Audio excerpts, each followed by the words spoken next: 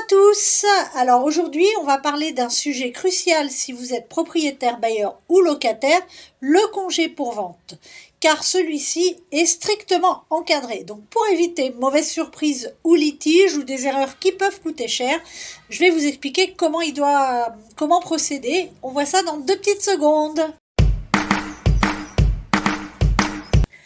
Le congé pour vente, c'est quoi? C'est le droit pour un propriétaire de mettre fin au bail à l'échéance pour pouvoir vendre le logement.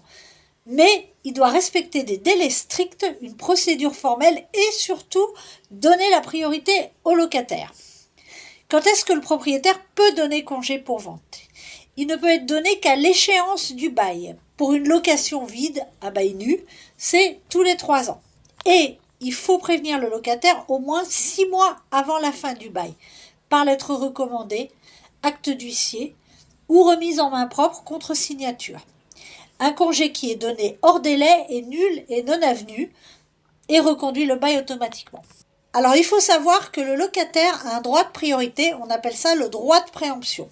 Ça veut dire que au moment du congé, le propriétaire doit proposer le bien en priorité au prix et à des conditions identiques à ceux qu'il va proposer aux acheteurs lambda.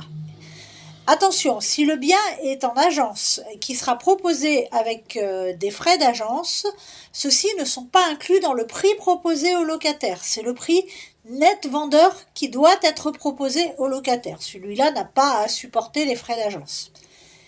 Ce locataire a donc 2 mois pour accepter ou refuser la proposition. S'il veut acheter et qu'il a besoin d'un prêt, ce délai passe à 4 mois.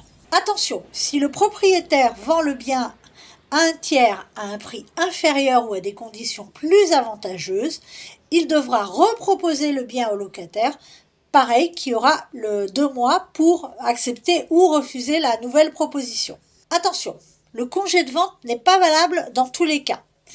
Il n'est pas valable si le bail est encore en cours, si le locataire est protégé du fait de son âge ou de faibles ressources, sauf si le propriétaire lui trouve une solution de relogement, ou si les délais ne sont pas respectés. Donc, comme je disais, attention à bien respecter les 6 mois de préavis. Et si cette procédure n'était pas respectée, le congé peut être contesté en justice, le bail reconduit automatiquement et le propriétaire risque même des dommages et intérêts.